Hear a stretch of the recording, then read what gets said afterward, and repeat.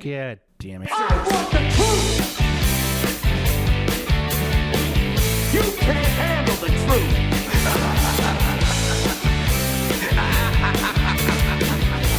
And the truth.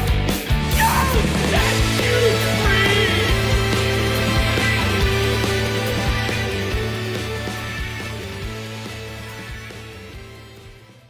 Hey everybody, welcome to another episode of Face the Truth. As a lot of you know, I've been doing a lot of comedy type posts lately, and some people are like, hey, where's the artwork? And it's like, hey, you know, sometimes I can't show all the artwork I'm working on, but I just finished something really cool for DC Comics, and I'm going to be able to share that soon, and I'm working on a bunch of other projects. But comedy is on my brain all the time because it's something that I'm pursuing and I'm working on. And so you're going to see a lot of comedy posts and different things like that. And also, this is an art podcast, and I consider stand-up comedy an art. And that's why I have guests like my guest today, where I really want to talk about the art of comedy and just in general, like what's going on in his life. So anyways, enough said. I met this guy briefly a few weeks back doing some open mics, and I thought he was just kick-ass. He was hilarious. I'm not sure if he saw me before he went on and decided to completely insult people with tattoos and neck tattoos. So I'm wondering if he was like, you know what, I'm gonna get that fucker right there, and we're gonna have some fun with him. So I want to ask him about that. But anyways, everyone, please welcome Kenyon Adams. Is it Adamcik? Yep, you got it, man. Adamcik.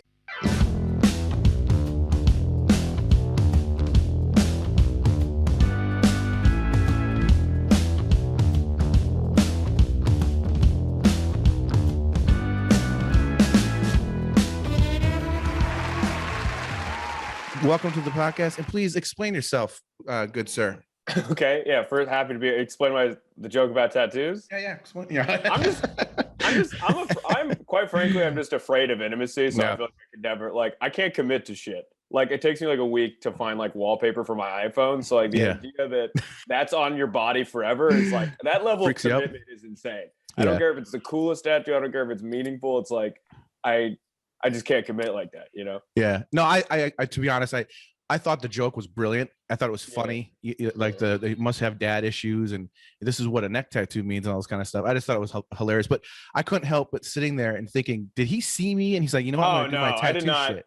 I actually I was like running because my friend was like, I can get you up right at the end. So I was sprinting it was like a super hot day, up the stairs out of breath, and he literally called me up. So I didn't see anybody. Oh, that's I hilarious. had no idea. So I wouldn't take it personally. I didn't see you break out the notepad and start trying to take it. Yeah.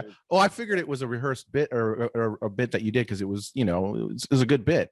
I just thought it was hilarious. And it's funny because, you know, the whole tattoo thing, because I get that people all the time, like, you know, same thing, like I can't commit to this and that and what, you know, and I got a lot of tattoos. I'm pretty much covered. But it's hilarious because for me, my lifestyle is different than most people that have a lot of tattoos. Whereas I make a living as an artist, as an illustrator. And I remember the funny thing is like when you were doing your bit about the neck tattoo, like what, I don't want to give away your bits, but like you said something about like a neck tattoo means something, you know, this and that. And it's just funny because I often wonder what people think, because for me personally, I forget that I have tattoos. I don't even think about it. And every once in a while, someone comes up to me and says, is that a bird? And I'm like, what are you talking about? Is what a bird? Yeah. And like, oh, it's all over your skin. I'm like, oh shit. Yeah, I've got tattoos. So it's just interesting hearing that perspective. And I thought it was a pretty brilliant take on the whole thing. You know, it was pretty funny, man. Oh, appreciate it. Yeah. Well, I didn't mean to stir up any insecurities or anything like that.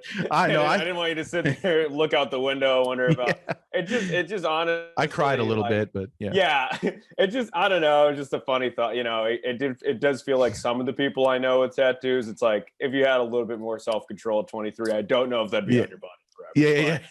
But for me, it just sort of was like, it's the commitment thing. It's a little bit of cultural, like, my mom's Salvadorian, and El Salvador, actually, tattoos are very much associated with gangs. Yeah. So if you have one, there's still like a weird connotation where I feel like now it's cool.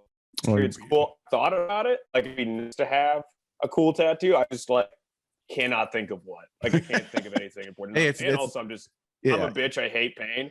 I hate pain so much. Like the idea of me sitting down and then so, and I'm like, but this'll get me. People at bars will ask about, and it's like I just can't, needles, commitment, everything I don't like is tied up in tattoos. It's it's funny. I'm not gonna make this whole thing about tattoos, but it is funny because for me, like I was in a lot of punk rock bands and not like a garage band. Like it was legit. Like we had albums out, we toured the country, we did the whole thing for years. And that was just what you did. You just got tattooed. And like, a lot of times you'd show up at a place and a guy would be like, dude, I'd love to tattoo you. And you're like, yeah, whatever. This is because that was my life at the time. So I definitely lived that punk rock thing. It wasn't just like, hey, let's just go get tatted up for nothing. It was part of the lifestyle for sure. For sure. But luckily I don't have any tattoos I regret. So it's funny, like even my neck tattoos that I have, which they're just like, I have an owl and I've got a bird and whatever different thing over here. But when I decided to do that was a big step, and neck tattoos hard because you can't hide. Like I think that's what people generally have a lot of because they're like, oh, that's bold. Like you're like either a hipster bartender or you're in a gang. Like people know that you're choosing those two routes in life. No, fair enough. I could have crazy tattoos on my arms, but I could have like long sleeves and even office culture now. Like a lot of people I work with, they're like nerdier people to start up. They all get tattoos. Like that's like kind of breaking point where someone's like, this is a Zelda character that I like. So like that's fine. But to have the neck tattoo is like that's still I feel like in the realm of badassery. Like you know what I mean? There's a reason for it, and I did it on purpose. And I'm 43 now, by the way, but I was like 30 maybe when I got my neck tattoo. And the first one, and the reason behind it was a very proud kind of fuck you to society thing. Was I always wanted a neck tattoo, and specifically this bird, because when I like years ago, before I even had any tattoos, I saw this old man that had like a sailor, like a newsboy looking hat, and he had like this almost the exact same bird tattoo. And there was just something about that, like I want to be that old man that, like, why does he have that tattoo? Like there's just something like I thought was cool about it. But also the reason I went and actually did it was because I always wanted it, but at the same time it was kind of my business card that I don't have I don't have a normal society type job. I make a living by being an illustrator, and I can do whatever I want. And it was kind of like my way of saying, I'm not going to have a corporate job ever. Like this is because I made the commitment, like I am going to make it as an illustrator, and that's the bottom line. And I know that might sound crazy, but I understand that. No, that's kind of what it was like. Yeah. I feel like that resonates me more with other tattoo reasons, where the feeling of, and I guess you do it because you do make a living creatively. I don't yet, but it's like that feeling that day of like you don't have a day job anymore. This is what pays the bills. I have no HR. Like a fucking that'll be a surgery. I pay some bills with comedy. Like it's definitely like a part-time job in my life. Yeah, but it's not at the point where I could be like, fuck you. So it's like I do understand that. Like if I had to get a neck, the pod blows up. There's just a middle finger neck tattoo.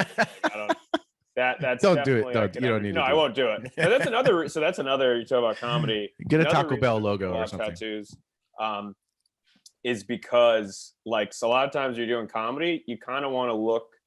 You don't want just your look to be people to be thinking about it that much. You just want to get up and like start talking about what you want to talk about. So that's why a lot of comedians, they have like a plain shirt. They have like tuxes or something, because it's supposed to be like if you're dressed really crazy and you're covered in tattoos, now you just have to talk about that, right? Because that's a little abnormal. I never address it. I don't always want to. So if like I had a neck tattoo, I'm like, but I have a new bit about going to Target or something. I don't want to be like, well, fuck, I got to do a joke about the neck tattoo because I can't just be. They all see the neck tattoo, Mm-hmm. So that's funny because I never address it. I have nothing about it, and. I mean, maybe one day I'll do something about it because, and actually the funny thing is when I was sitting there listening to you talk about that, I thought about a few things that were kind of funny and like, man, I should probably have come up with some material about. I mean, you do have an owl on your neck. I feel like that deserves explanation. I've hung out with you for 30 minutes. I feel like, so what's with this bird on your neck. It's a little like I understand the fuck you to society, but it's something to address where it's like, was your mom killed by now? Like, why are they so good? Yeah. You know? Yeah.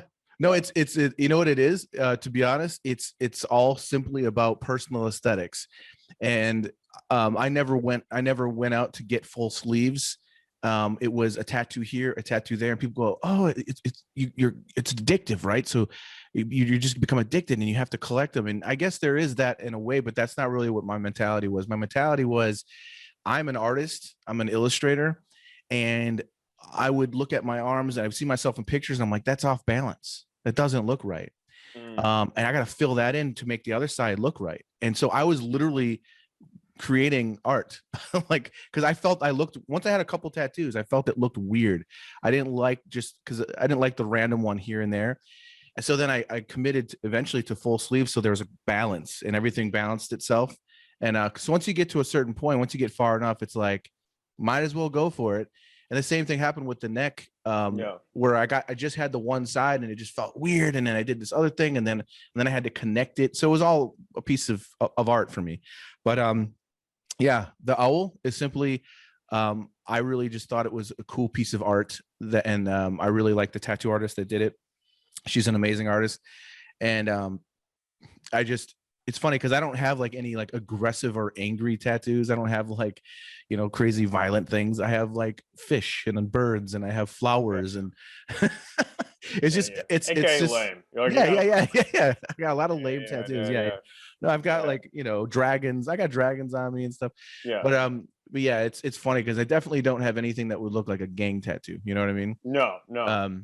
I'm into like the classical traditional stuff. But anyways, let's get into your comedy stuff, because I want to know a little bit more about you and how you got to where you are right now in comedy, and like where you got your start. Like, were you always, the goofball and you always wanted to do this, or did you get conned into doing it and then you loved it? How would I get conned into it? Oh man, kidnapped my mom and said you got to do 5 at the comedy bar. Oh yeah, it could happen. Man. So yeah, how did a dare? Were you dared? Yeah, no.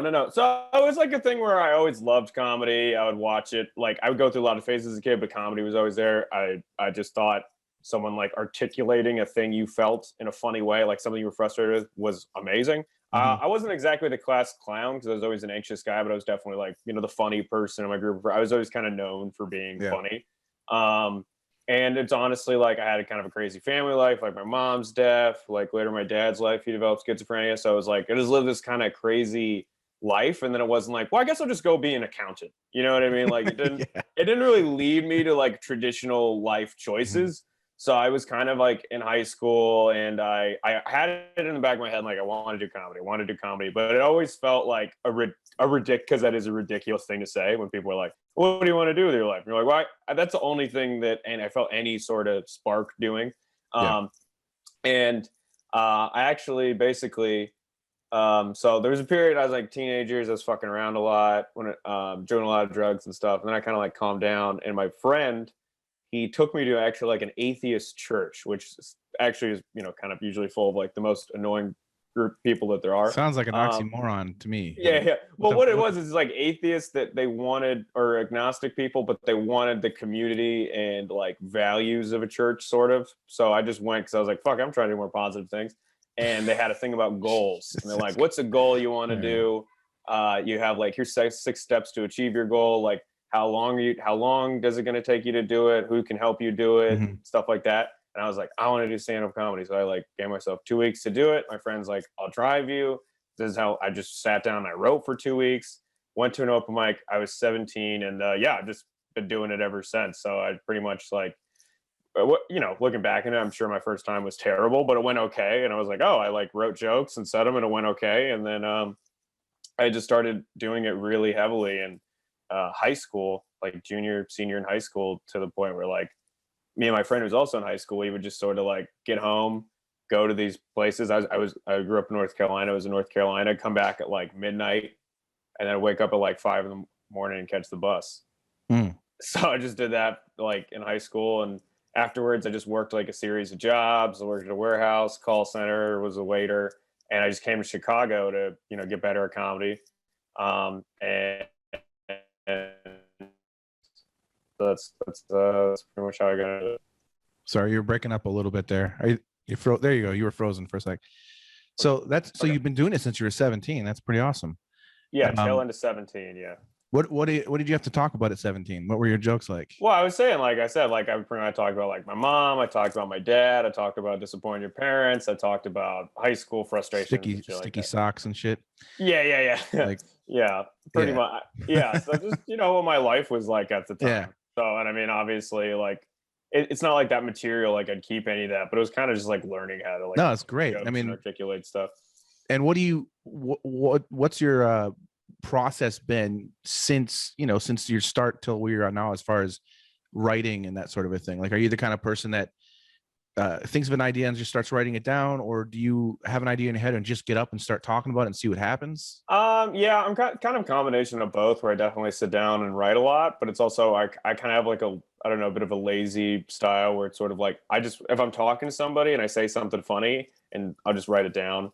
And then if I'm like, I feel like there's something here, add a couple tags to it, try it out on stage. And that's honestly how like any bit I have generally comes from. So it's like, I don't know if I sit down to like, because especially I feel like people trying to get into comedy, like, what do? You sit down at your desk and you're like, what's funny? Like, I feel like that's awful. So I don't like come up with ideas that way. I just sort of like live my life, job, work, other responsibilities and stuff. And then it's like, just kind of honestly, just through talking to people. And you just come up something funny, write it down, try it out.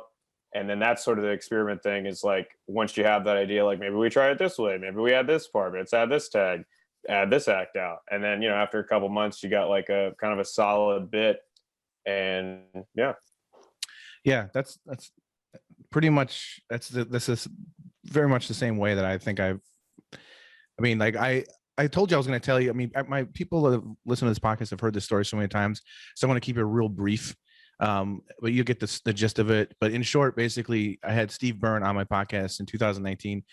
We got into comedy, talking about comedy, and I've always wanted to try it. And he basically said, "Hey, I'm going to be in Chicago in 5 months. Open for me at the Chicago Improv." And it was like this craziest thing. I couldn't believe it. I'd never done stand up before. No, so I had like scary. Oh, it was terrifying. But I wasn't going to turn it down, because I'm like, this is a great opportunity. I've always wanted to do it. And, whatever, what I got to lose. So I spent like 5 months trying to come up with 5 minutes. And I realized real quick how hard it was. Pretty hard. And the first 5 is, I don't think there'll never be a harder 5 to write in your life than the first one. Oh yeah. I mean, it was brutal, and I was so nervous, and I didn't, and I did what you just said, is I was trying to write something funny, and everything was just terrible. And it's awful. And it was stupid. So it's like ingenuine and inorganic. And I went through a period of time where every joke I would write was awful, like just would bomb. But if I was riffing on stage, then that would be funny. And I realized I'm funny, because that's the whole game, right? If you're doing comedy, it's not an advantage to be funny. You pretty much need to be like above average funny. And then it's like, that like, you're already a funny guy. That's not a in question. The thing is learning how to do that on command. Yeah. Like you're funny with your buddies because you guys all got shared history and you can joke about like Katie or whatever. But it's like being like, stand on stage right now and say funny things for 10 minutes. And that's really hard. That's really hard to like learn how to be genuine because it's like a trick in a way, where specials and stuff where it's like, oh, that guy said that a million times.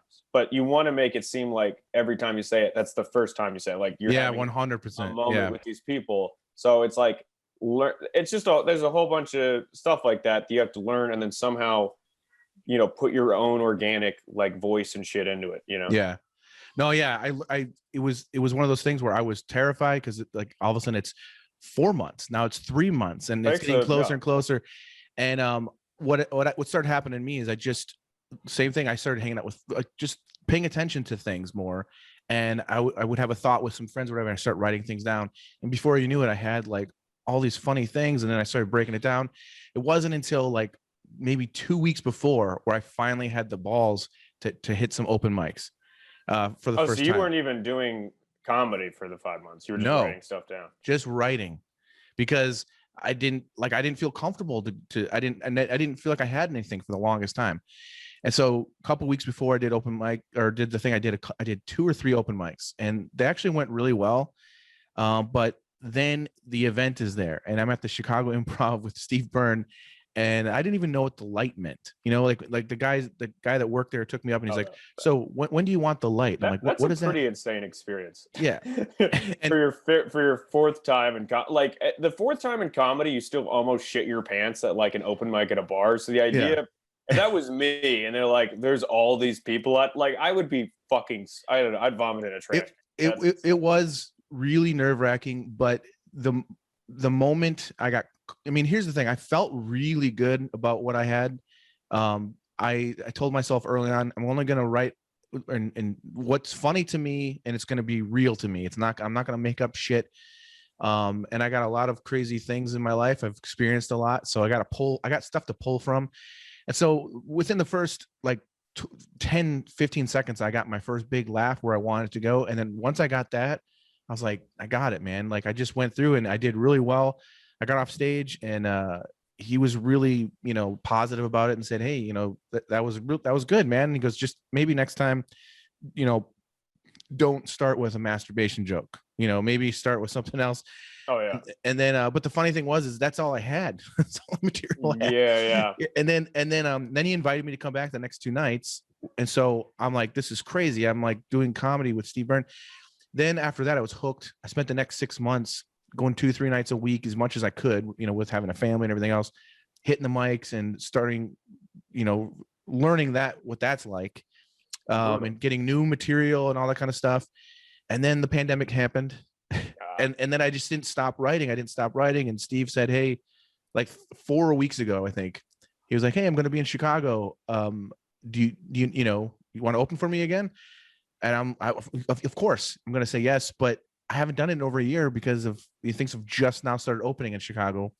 And so that's when I started hitting, the comedy bar and, trying to like, okay, I got to get busy. Gotta get good. Yeah. So, but it was awesome, man. But yeah, I really appreciate hearing that the common, like, at least I feel like when the way you're explaining how you do, your writing, go about it, makes a lot more sense. And because I feel like a newborn in all of this, you know what I mean? For sure. So it's takes a lot to figure out too. I mean, there's definitely periods of time where I wasn't, but it kind of always was like that, where I was like taking funny thoughts that I had and wrote it down. It's like you just get better at you get better at being able to handle a premise, because sometimes that's a funny idea, but you don't have no idea where to go with that. But like as you do, you're like, oh, I could do this, so it's crazy too, because I tend to have a lot of like dark ideas that I think are hilarious. That just there's a lot of things. I think everything's funny, and it's just like, how I know this is funny, but how do I get other people to see it, to see why I think this is funny? You know what I mean? That's like the whole thing, that's the challenge. Trying to explain your perspective, because it's like, whenever you're on stage, it's it's your time, it's your show or whatever. So it's like, if you're a joke on some level is like, I that's why I think I love comedy and why I want to get into it is, if a whole room full of people laughs at you, that's like kind of like a mouth hug. You know what I mean? It's like, I get you, I understand you. You know what I mean? Yeah, for sure. And so if you're able to articulate even like a darker thought, which I think other comedians like Bill Burr and stuff do really well, is they get it. What the point you're trying to make and how you feel, and that's there's no real easy like advice on how to do that. It's just sort of like, well, that's like articulate where you're coming through more, why you do think that, you know what I mean? And as opposed to, just saying whatever the joke is. Yeah, no, that's definitely the art of it, and that's what I mean is like, and then there's the aspects of it, like, besides having the material, sorry, my stupid baby. Yeah. Your baby's getting in the way of your podcast. Yeah. What a dark thing to say. What a dark 2021 dad thing. Yeah. Baby out here, I'm trying to record my podcast. Come on. Yeah. She's turning 1 tomorrow. So. Oh wow! Congrats. Yeah. She's a pandy baby. Had her right in the middle of everything. Oh awesome. my god, that's got to be. Yeah, that was fun. Yeah. But the other thing is that so for me, as an artist, I've been an artist my entire life. I'm a musician. I've always been into the arts, and comedy's been something that I've just loved forever. And it's something that I had regrets, you know, that I never did. And I thought, and then when I started getting a little older, I'm like, there's no way. It's like, why even, you know, that's kind of how I felt about it until Steve gave me that nudge. And now I'm like, man, I'm pumped, and I can't stop writing, and I can't stop thinking about things. And and there's something that happens as soon as I get on stage. I just feel like this is awesome. Like even if something bombs, I love it. It makes me laugh. Like it's funny. That's good. I'm not. I do not feel like that. But that's. Well, that's I just realized that, like. But that's know, that's good. Like, well, that didn't work. Fuck it. You know, I guess I'll you know. And that's all part of the thing. You know, I mean, it's like kind of a cliche thing that's been said, but you learn more from bombing than from killing, which is very true. Like, yeah, I if could you see just that, yeah. if you just wrote that, you know, you're 5 for Steve, and you killed in front of him, and you're like, that's just, you know, and you just do that all the time, like, you know, you're kind of just like, oh, I've hacked the code. This is it. Whereas, like, if you truly bomb, usually every time you're like, that joke wasn't funny. How I said it was bad. I talked too fast. I'm too nervous. I need to loosen up more. I need to do more crap. There's like a million. Oh yeah. That's how you learn, right? Whereas, like, yeah, you can learn from killing. Like, that joke worked. What I said worked.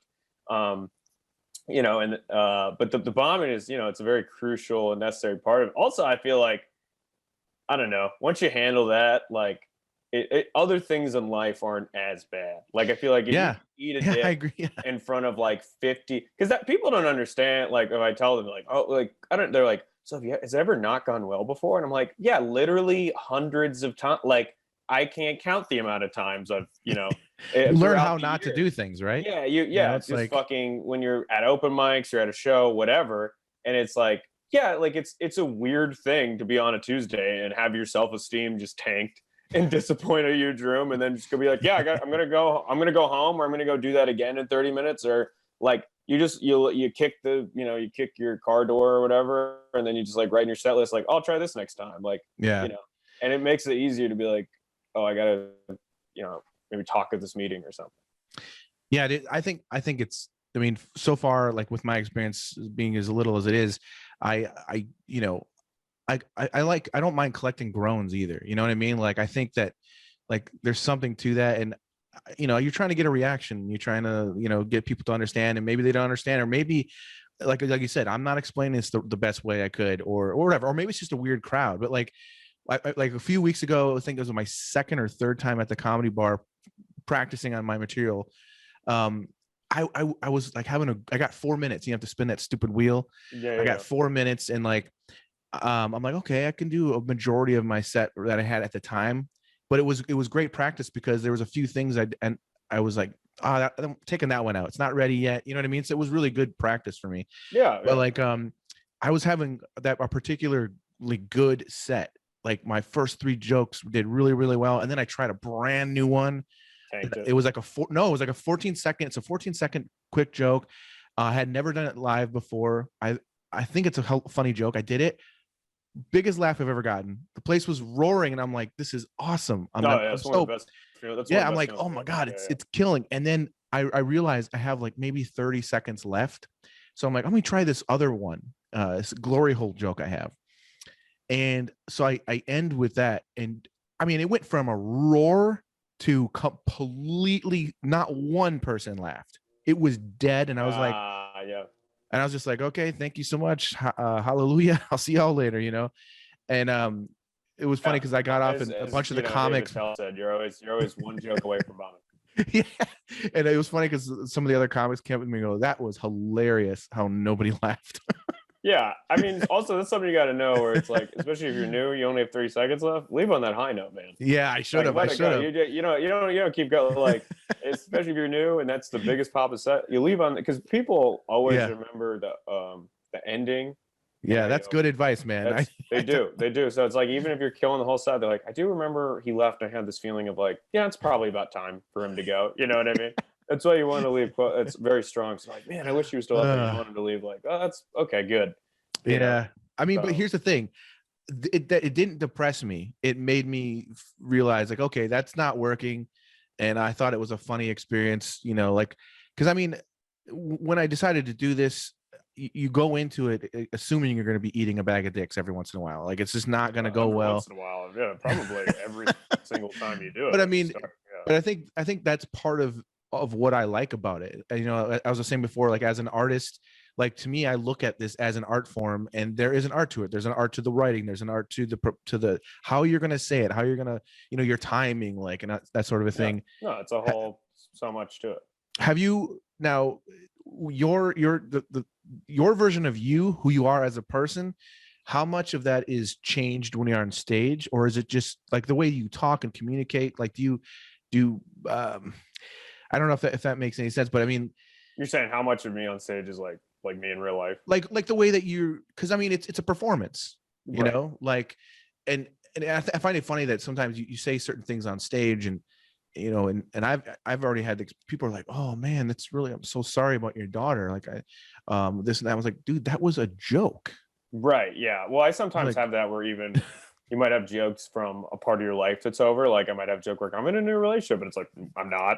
Yeah. You know what I mean? And then people afterwards, how's that going? You're like, no, I'm just uncreative. I just haven't thought of a new joke about how that ended yet. But that's still so sometimes I guess the most ingenuine is just talking about things that are long gone, that happened a long time ago, but I'm just still telling a joke about it. But I think when I started, it was just more just random funny ideas, but they were still like me. And I feel like now it's definitely like, it's my sense of humor, it's my thoughts, it's like, but it's like an exaggerated version of that, right? Like where it's like, you know, I think like bluntness is very funny. So like my styles are like a lot of bluntness, blunt honesty. And it's like, yeah, if you're talking to me in person, I'm probably not that guy for 30 minutes. You know, I'm probably not just, you know, shooting out statements like that every second. But like on stage, it's like, I feel like myself with just a little bit more, you know, more energy, more, you know, extreme funny thoughts where, you know. I mean, it's funny too, like just the little things that I've started to like, just doing this last weekend with Steve Byrne. I think it was my second set. The first night went well, and I was really happy. Here's the thing: are you nervous every time you go out? Like I feel nervous every time. Like yeah, just before. I would say I'm definitely, it's like got anticipation. I have some, like the moment before I go on stage, I'm always like, it's a mixture of nervousness and anticipation, particularly before important shows. But I mean, I was just like, once I'm on stage, it's not really it changes a deal, but it's like when the moment before, I'm like kind of like on guard for sure. I mean, just before I knew like Joe Kilgallen he was the MC, and he goes out, and I know as soon as he's done with his 15 or whatever, there I go, I'm going out. And I was sitting there in the green room just thinking, why am I doing this? Why I don't want to do, I don't want to go out there. Like, why am I here? This is ridiculous. Why? Like Steve Burns, what am I? This is crazy. And then when he calls my name, I get out there, and all of a sudden I'm like, yeah, let's do this. Yeah, I think it's that, just, you know, that initial fear beforehand, and fear sometimes is trying to protect you, right? So they're like, well, what's the best thing to protect you if you just don't do stand up? Just stop. Yeah, just don't do that. Yeah.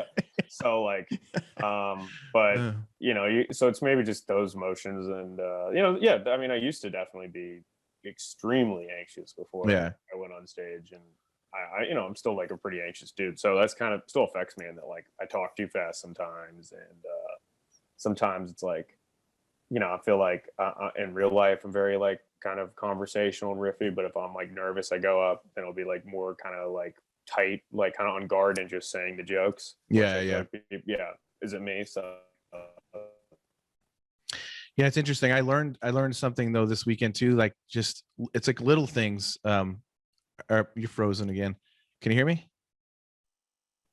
There you are. Okay, you froze. Sorry, and it's funny, every time you freeze, it's always like you're doing some weird face. Like, the worst face. I feel like every single, like, I work remotely. Every single meeting, whenever someone face freezes, it's in the worst possible frame, and then you still have to take them serious. Like, it's your manager with his mouth open, and he looks insane. Like, we're gonna hit the Q3 goals, and you're like, all right.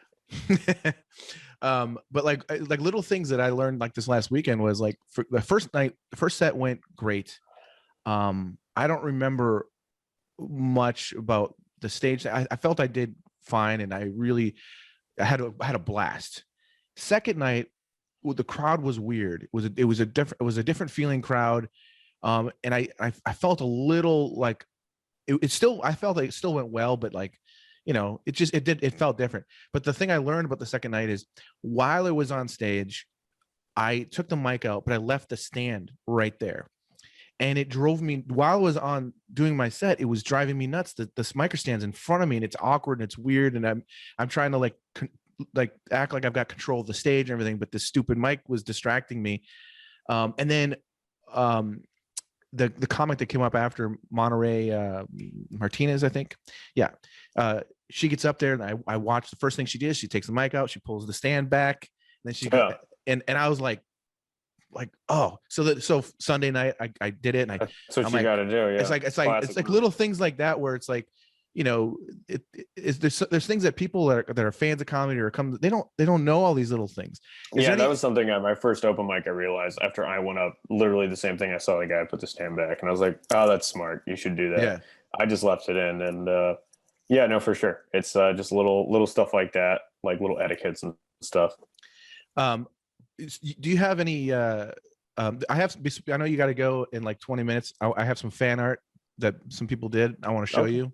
Okay. But before we get into that, like as far as the stand-up goes, do you like what's some of the craziest experiences because I know that you've gotten the opportunity to open for a lot of different comics. Mm-hmm. And you know, at the Laugh Factory and different places. What's some of your favorite experiences, or how about crazy experiences or anything that you might find a little entertaining for the folks that are listening? Well, I feel like good stories are never as entertaining, right? Like I could just be like, there's definitely a lot of highs. Like, yeah, I opened for Big J. Okerson. He was hilarious. Shows are awesome. I killed, that's always, those are the highs, right? Yeah. But in terms of like entertaining stories when I was 19 years old, there was a comedy competition in North Carolina. We're on the finals.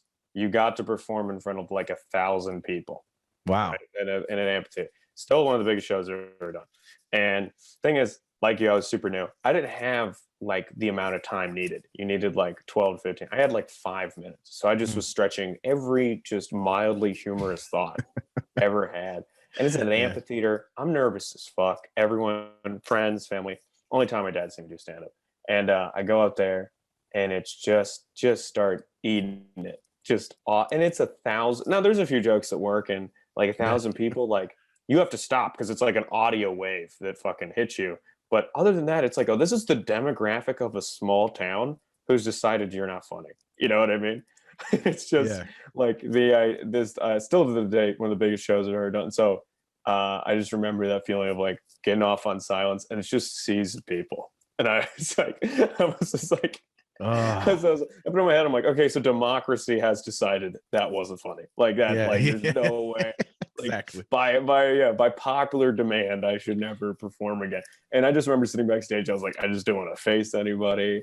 I didn't want to like fucking, freaking do anything like that. But I do kind of, I don't know, I kind of like how it brings you into crazy environments, makes you meet different people, be in places you wouldn't be. Like I've had to perform in like biker bars before and stuff, and kill and stuff like that. So it's just sort of like crazy, just kind of gets you out of your comfort zone, but that's definitely the date.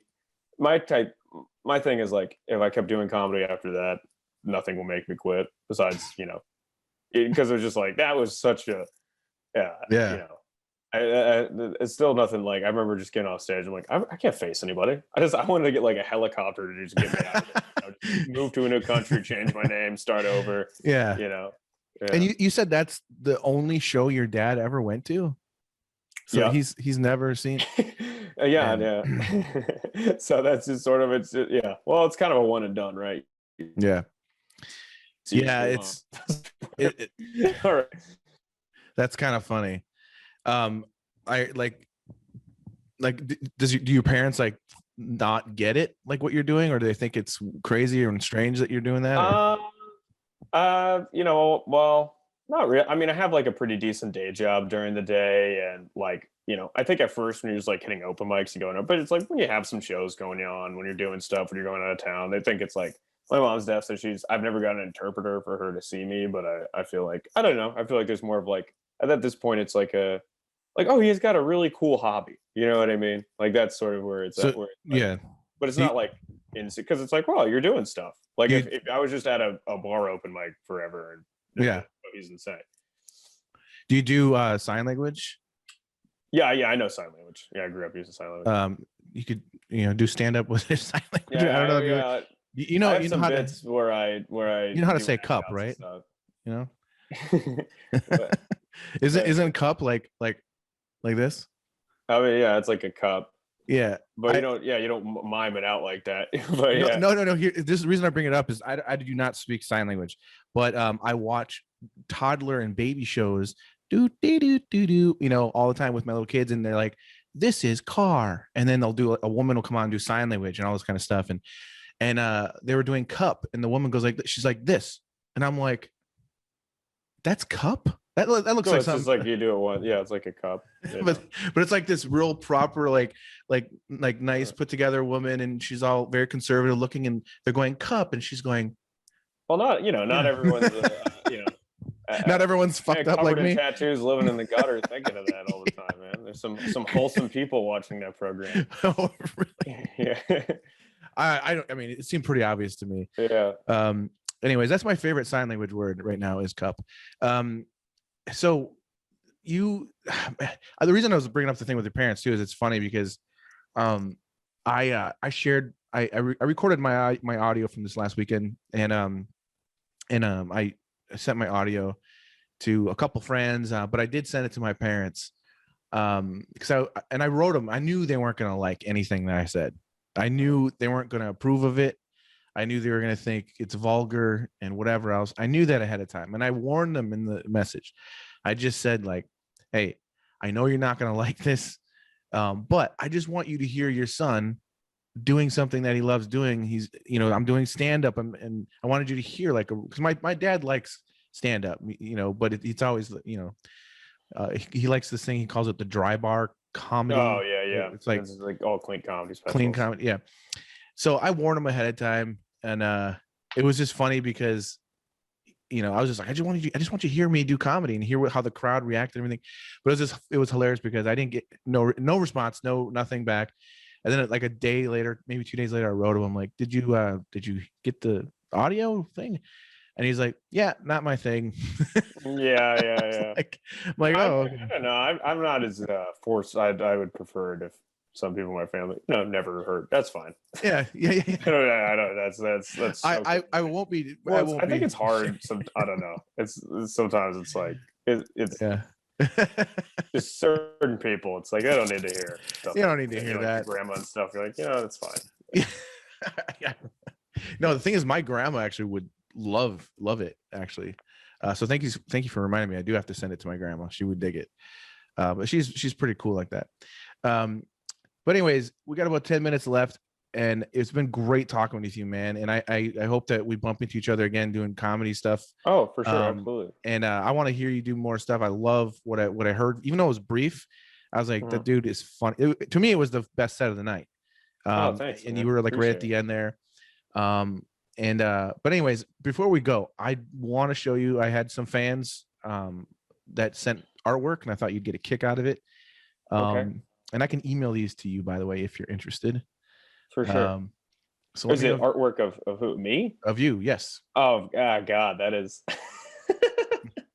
Yeah, that's not the most favorable. That looks like kind of like an anti-Semitic Nazi propaganda cartoon. Yeah. Looks like a bit of a hate crime. Well, it's called caricature, man. Yeah, So, I mean, that is Jesus Christ. Well, I mean, I appreciate having it. this is by not doing it to my own. I mean, it's a great looking photo. This is by Jacques Lemonnier, by the way. He's a French artist. Sure. Yeah. I'm curious what his views on the Holocaust are, but Yo quiero Taco Bell. yeah. Oh my God. All right. Okay. Yeah. That one's more hurtful. Yeah. The other one, at least, that was cool. Who would have known that a comic was so sensitive? This is by Pablo Salas, by the way. I mean, cool looking photo. There we go. Yeah. I do look, deranged. That I love the puckering. That really just looks like someone shoved something in my ass in the middle of the This is by Paula Petlawani. I mean, they're all great. Everyone who did it is super talented. But they, every week. I don't know, like this is just something I do for fun because it's always it's fun just for extra conversation and whatever else. So, I mean, they're all great. I mean, they're all great, man. This that one just makes you look like a sleazy nightclub act kind of guy. Hey, that really take does. my wife, please. Yeah, I look like I've been just canceled from every comedy venue known to man, and I'm at a dive bar in Indiana. talk the opener into Finding Blow afterwards. That's what that guy strikes me as. This is by Dino Lee, by the way. Okay. Here's one. Oh wow, that's just sort of the photo. Yeah, the eyes make me uncomfortable. I'm sure that's what it looks. It's like a very good one, but it makes, I don't know. It looks like I'm sort of melted. Does that make sense? Like my eye just kind of was melted and glued back together. I think you got to talk to your parents about that one though. This is by Christine Varadi. This is. See, I don't tell them to do caricatures or whatever. Like I just so people just do whatever, you know. And so they're all really good. It's crazy. Very good. Yeah, that you said that to me. That's This is by Daniel Sheldon. Oh my god. That's real. This should be your fucking t-shirt, man. Yeah, that's oh my god. That should be my photo. That's what I get a tattoo of. Right there. There you go. Put that on your neck. That's better than any roast joke I've. I look like Quagmire. This last one's by Dominic Zeilinger. I think they're all great. Clever idea for this one. It's pretty funny. Yeah, I thought they were all pretty funny. Hey, if you could send me all these, that'd be awesome. Yeah, I'll send them to you, man. So thank you everyone for sending in the artwork. It's always fun. And again, thanks so much, dude, for hanging out and doing this. No problem. Do you have anything coming up, or I always let people, promote whatever you got going on, so people can follow you and check you out, man. Yeah, so check me out on Instagram and Twitter at Kenyon Comedy. And then I have a podcast called Fuck You Dad, where we tell crazy dad stories and have guests on, tell crazy dad stories. We had Mark Norman on, have Dan Soder on soon. And that comes out every Friday, and that's available anywhere you could find podcasts. And just check my social. I'm going to be all over the South this next month. So just check my social media and come check me out. All right. Thanks so much, man. And everybody else, we'll see you next week. Thanks for stopping by, and ciao. You want answers? And the truth shall set you free. I think I'm entitled. You want answers? I want the truth. You can't handle the truth.